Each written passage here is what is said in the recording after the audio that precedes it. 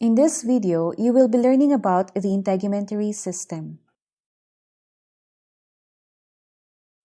The word integumentary was actually derived from the Latin words in, which means inward, and tigere, which means to cover.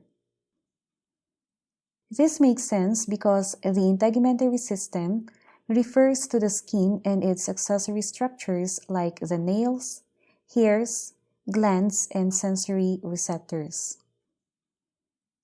Aside from covering our body, the integumentary system also plays several important functions like helping maintain a constant body temperature, protecting the body, providing sensory information, reflecting our emotions and other aspects of normal physiology such as sweating. We can fully understand how these functions are performed by the integumentary system as we study its different structures. Another important function of the skin is to synthesize vitamin D. Vitamin D functions as a hormone that stimulates the absorption of calcium and phosphate from the intestines. The molecule 7-dehydrocholesterol, which is a precursor of vitamin D, is stored in the skin. When exposed to ultraviolet light of the sun, this molecule is converted into cholecalciferol, which is released into the blood and modified by the liver and later by the kidneys to form active vitamin D3 or calcitriol. We will now look into the structures of our skin. Our skin is also known as the cutaneous membrane. Well, obviously, our skin covers the surface of our body and it is the largest organ. In fact, it covers an area of about 2 square meters and weighs about 4.5 to 5 kilograms, which is about 7% of our total body weight. It also varies in thickness from 0.5 millimeters in our eyelids up to 4 millimeters in our heels. In most parts of the body, it is about 1 to 2 millimeters thick. The skin is made of multiple layers of cells and tissues which are held to the underlying structures by connective tissues. It is composed of 2 main layers, the epidermis and the dermis. These can be seen in this micrograph, which shows a sectional view of the skin. The epidermis is located here in the outermost layer. As you can see, it is thinner than the dermis, constituting of only 4 or 5 layers of epithelial cells, depending on its location in the body. Like other epithelial tissues, the epidermis is avascular, which means that it has no blood supply of its own. This explains why a man can shave daily and not bleed even though he cuts off many cell layers each time he shaves. The cells that make up the epidermis include the keratinocytes, melanocytes, dendritic cells, and Merkel or tactile cells. These keratinocytes are cells that produce and store keratin. Keratin is a protein that gives our hairs, nails, and skin their hardness and water-resistant properties. It also helps protect the skin and underlying tissues from injuries, pathogens, heat, and chemicals. The keratinocytes in the uppermost layer of the skin, known as the stratum corneum, are dead and regularly slough away, being replaced by cells from the deeper layers. About 8% of the epidermal cells are these spider-shaped cells known as melanocytes. These cells produce the pigment melanin, which is transferred into the keratinocytes and contributes to skin color. Dark-skinned individuals produce more melanin than those with pale skin.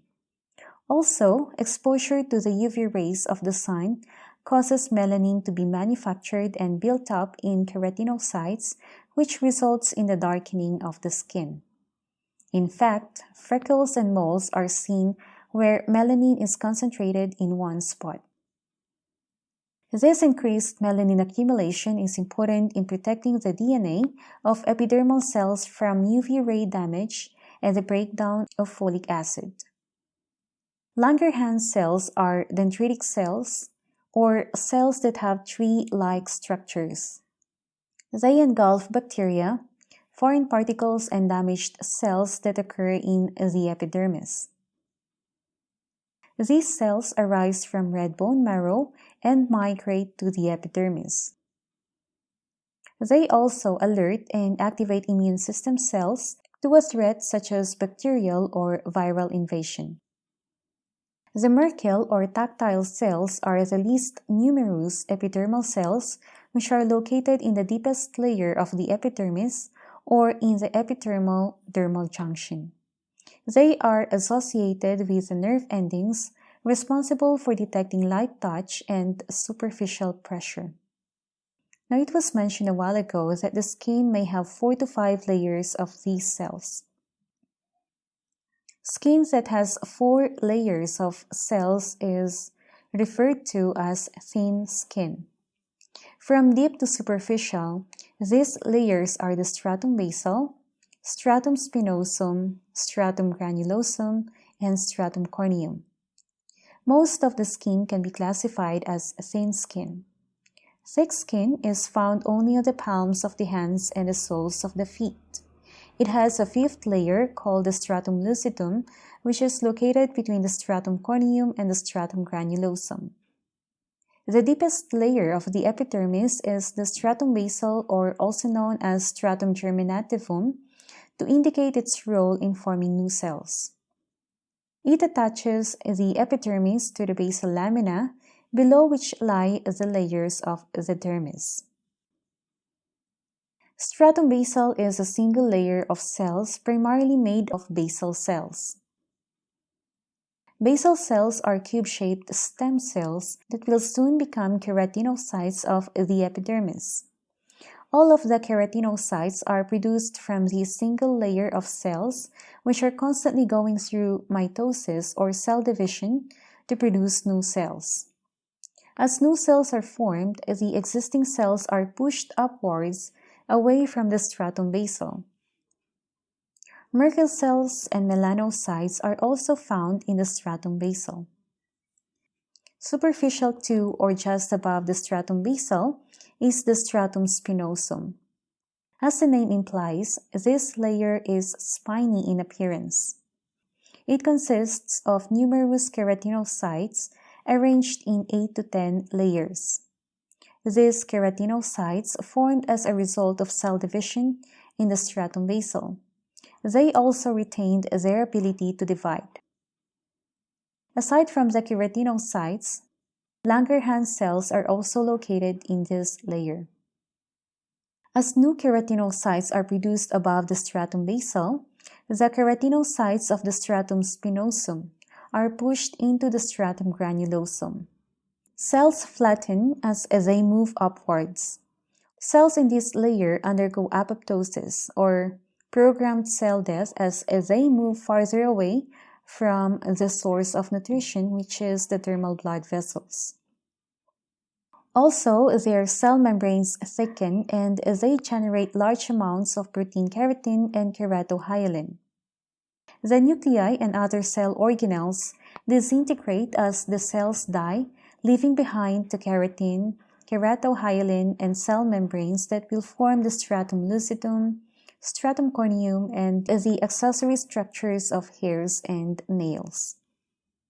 The stratum lucidum consists of 4 to 6 layers of flattened, clear, dead keratinocytes that contain large amounts of keratin and thickened plasma membranes. It is present only in the thick skin of areas such as fingertips, palms, and soles. This provides an additional level of toughness in these regions of thick skin. The stratum corneum is the most exposed and superficial layer of the epidermis.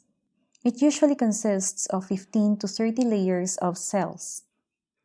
This dry, dead layer helps prevent the penetration of microbes and the dehydration of underlying tissues and provides a mechanical protection for the more delicate underlying layers. Cells in this layer are shed periodically and are replaced by cells pushed up from the stratum granulosum or stratum lucidum in the case of palms and soles. The entire layer is replaced during a period of about 4 weeks.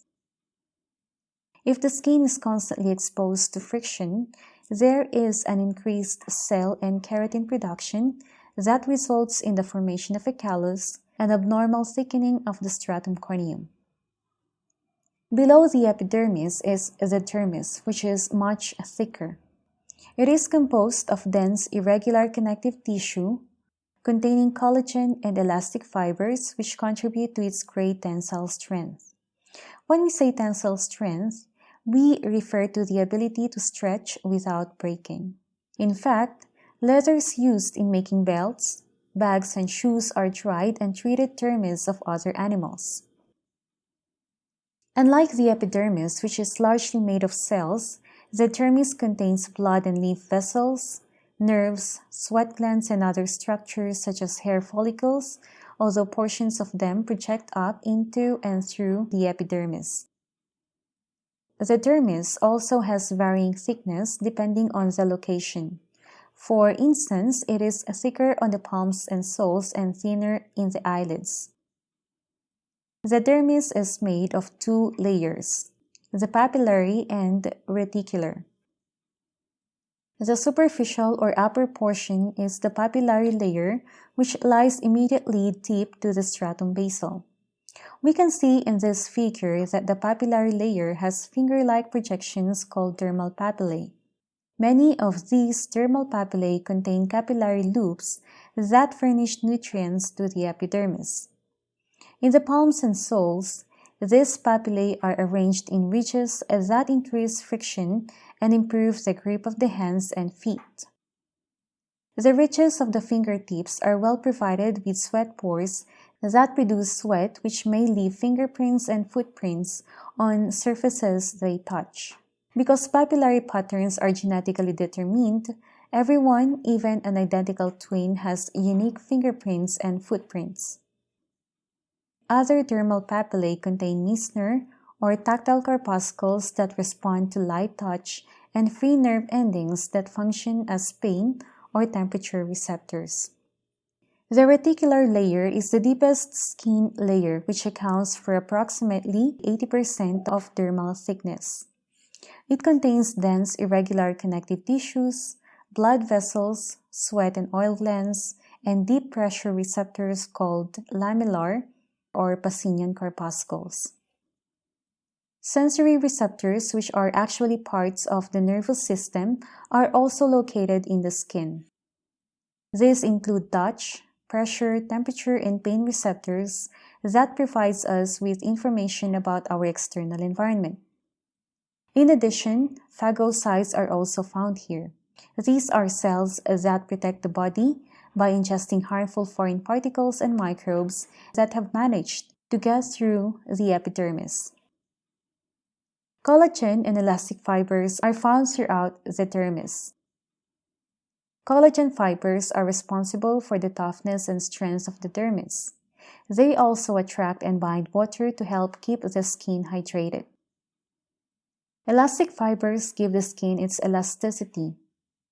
But as we age, the number of collagen and elastic fibers decreases and the subcutaneous tissue loses fat.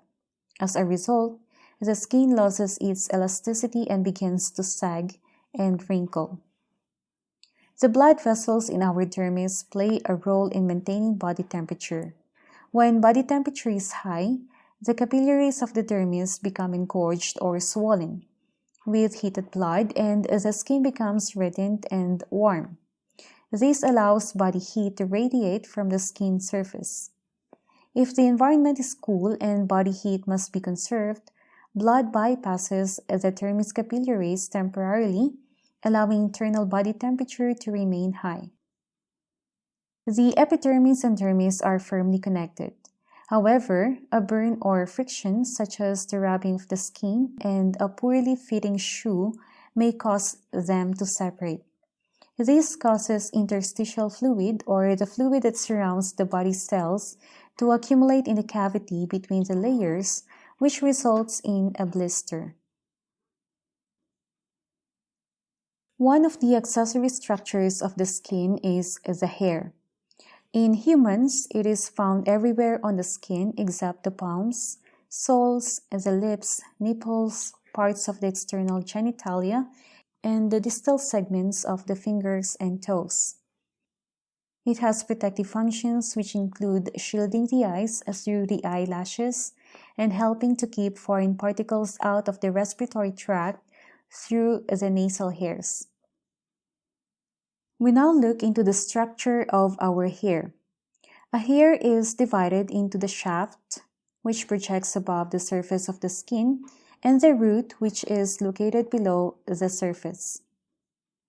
Most of the root and the shaft are composed of columns of dead, keratinized epithelial cells arranged in 3 layers: the medulla, the cortex, and the cuticle. The medulla is the central axis of the hair, and it consists of 2 or 3 layers of cells containing soft keratin. The cortex surrounds the medulla and forms the bulk of the hair. The cells of the cortex contain hard keratin. The cortex is covered by the cuticle, a single layer of cells which also contain hard keratin. The cuticle is the most heavily keratinized region. It provides strength and helps keep the inner layers tightly compacted.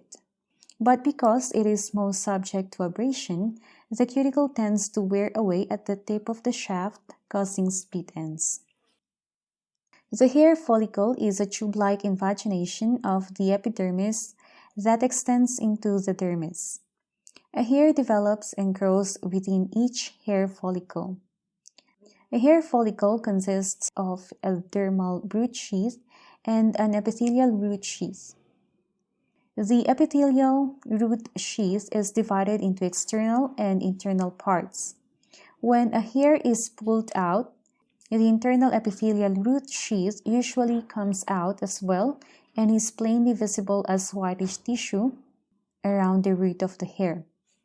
The base of the root is expanded to form the hair bulb. Inside it is a mass of epithelial cells called the matrix, which produces the hair and the internal epithelial root sheath. Our hairs are produced in cycles that involve a growth stage and resting stage. During the growth stage, a hair increases in length as new matrix cells are produced. The hair grows longer as cells are added at the base of the hair root. Eventually, hair growth stops and the hair follicle shortens and holds the hair in place. This is the resting period, after which a new cycle begins and a new hair replaces the old hair which falls out of the hair follicle. Losing a hair normally means that the hair is being replaced. Hair color is made by melanocytes in the hair bulb. These cells produce melanin and pass it to keratinocytes in the hair cortex and medulla. Varying amounts and types of melanin cause different shades of hair color. For instance, blonde hair has little black-brown melanin, while black hair has the most melanin. Intermediate amounts of melanin account for different shades of brown, and red hair is caused by varying amounts of red type of melanin. The amount of melanin in hair can decrease with age, causing hair color to fade or become white. If we look carefully at the structure of the hair follicle, we will notice that it is slightly slanted. Small bands of smooth muscle cells called arrector pili connect each side of the hair follicle to the dermal tissue. When these muscles contract, as when we are cold or frightened, the hair is pulled upright and causing goosebumps. Another accessory structure of the skin is the nail, which is a thin plate consisting of layers of dead stratum corneum cells that contain a very hard type of keratin. Each nail has a free edge, a body, which is the visible portion, and a root, which is embedded in the skin. The borders of the nail are overlapped by these nail folds. The edge of the thick proximal nail fold is commonly called the cuticle. The stratum basal of the epidermis extends beneath the nail as the nail bed. This thickened area in the nail bed, called the nail matrix, is responsible for nail growth. As the matrix produces nail cells, they become heavily keratinized and die. Thus, nails, like hairs, are mostly non-living materials. Nails are transparent and nearly colorless, but they look pink because of the rich blood supply in the underlying dermis. The exception to this is the region over the thickened nail matrix that appears as a white crescent and is called the lunule. As mentioned earlier, sebaceous and sweat glands are also located within the dermis of the skin. The sebaceous gland produces sebum, which is an oily substance that prevents drying and protects against some bacteria. There are two types of sweat glands, the eccrine and apocrine. The eccrine, which produces mostly water, some salts, and small amounts of ammonia, urea, uric acid, and lactic acid, is the most common type. This is important in regulating temperature. The apocrine is a simple, coiled tubular gland that usually opens into hair follicles. It is found in the armpit and genitalia. Secretions from the apocrine gland contain organic substances that are essentially odorless when first released. However, they are quickly metabolized by bacteria to cause what is commonly known as body odor. Ceruminous glands are modified sweat glands in the external ear that produce a waxy lubricating secretion. The combined secretion of the ceruminous and sebaceous glands is a yellowish material called cerumen or earwax. Together with the hairs in the external auditory canal, they provide a sticky barrier that impedes the entrance of foreign bodies and insects. Cerumen also waterproofs the canal and prevents bacteria and fungi from entering cells.